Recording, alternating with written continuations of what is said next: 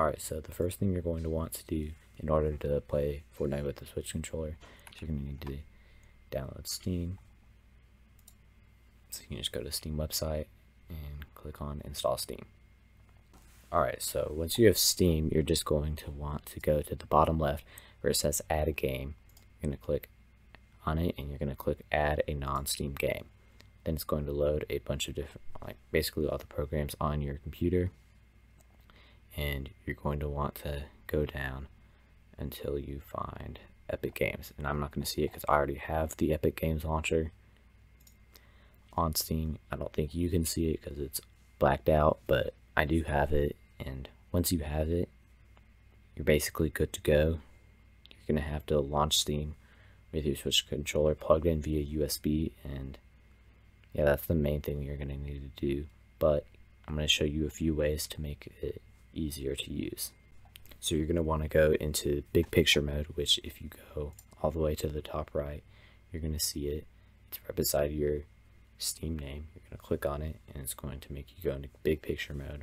So alright, so now I'm in the Steam menu on big picture. So you're going to want to go to your library, you're going to want to go to Epic Games, and you're going to have the Epic Games launcher here. You're going to want to configure your controllers. I don't have mine plugged in, so I'm going to plug mine in.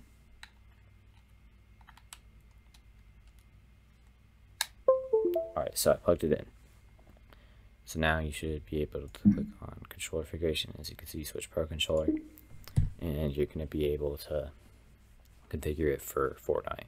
So I have it so that all the buttons are the reverse, so Y is X and X is Y, so that all the buttons are going to be accurate to what you would be pressing on your controller. But you don't actually need to do that. That's just a personal preference. Also, for your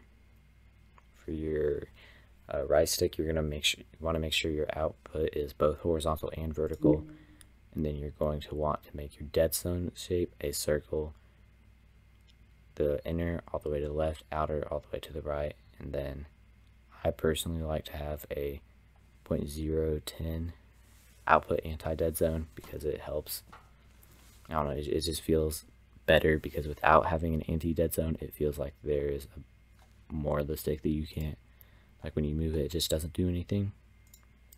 That's a personal thing that I like to do. And if you want to, you can also use it will have linear by default, but there's a bunch of different input curves that you can use. If you're going to use anything other than linear, like, you definitely want to be in Fortnite on the linear response curve because it will mess things up if you're on the exponential inside of Fortnite.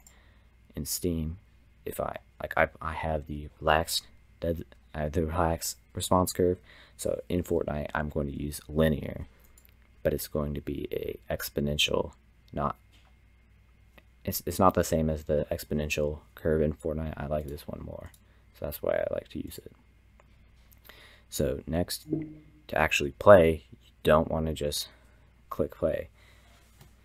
You're going to want to make sure you're pressing it with your controller in big picture so that it definitely, otherwise you're not absolutely sure that's going to load the controller config. Sometimes it won't, sometimes it will.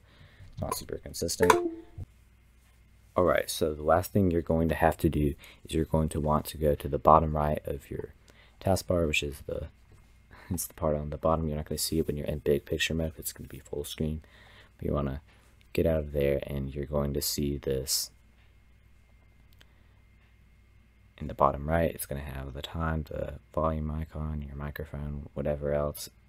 And you're going to want to click on the little arrow. It's kind of like a greater than or less than sign.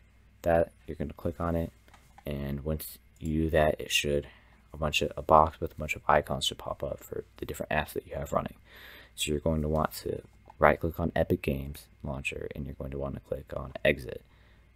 Then you can run it with Steam through big picture with your controller, and it should hopefully be using the controller config, and you'll be able to play Fortnite with a Switch controller. Now I'm going to show some gameplay and with a hand cam so that you'll know that I actually am using the Switch controller in Fortnite.